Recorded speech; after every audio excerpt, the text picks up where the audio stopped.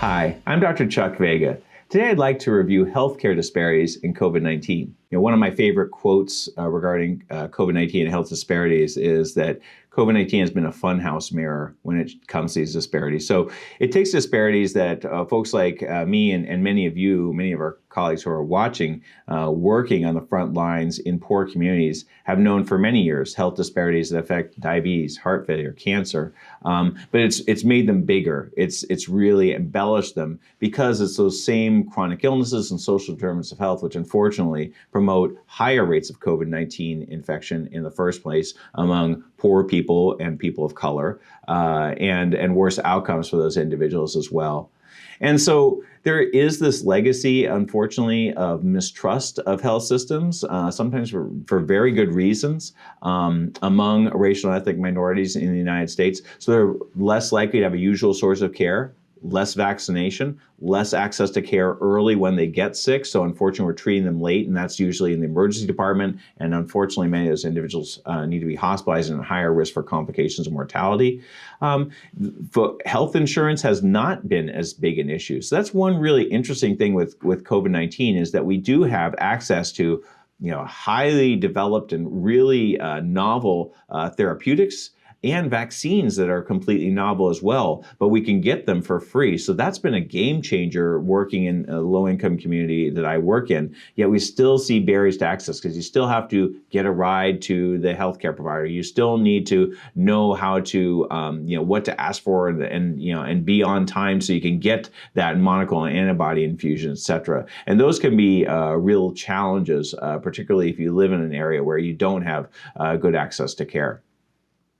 In terms of do hospitalized patients or outpatients get the appropriate care that they need, it's been a bit of a mixed bag. So while we have treatments that have been free, such as say monoclonal antibodies, the knowledge of those treatments and the way people might be able to access them has been more limited, and that has to do with the problem of low health literacy overall. So again, this is not a new issue, but it's something we see exacerbated, especially by a steady campaign of misinformation around COVID-19, where patients don't unnecessarily know what to believe. That's why having a good primary care resource, which is generally going to be the most trusted resource for health information among low-income and minority populations, is really important, and we need to increase access to primary care for those populations. So what can we do about this really important issue with health disparities associated with COVID-19? One is it's difficult to do it alone. We are a federally qualified health center, but we have to have partners that are in the community, promotores de salud, getting your healthcare access out into the community, especially with important interventions like vaccination, critically important. That may be through faith-based groups, that may be in food banks, flea markets, places where people tend to congregate. Arranging transportation is great when you can. I know a lot of FQHCs, federally qualified health centers, offer transport.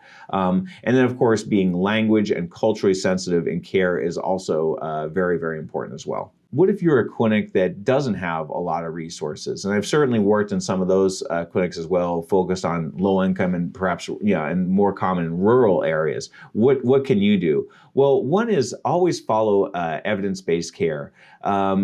Using guidelines keeps you in the guardrails that you should be in terms of recommending treatments to outpatients and doing inpatient care as well. So that's number one. Next, look for health promoters. They might be among you and you're just not realizing it.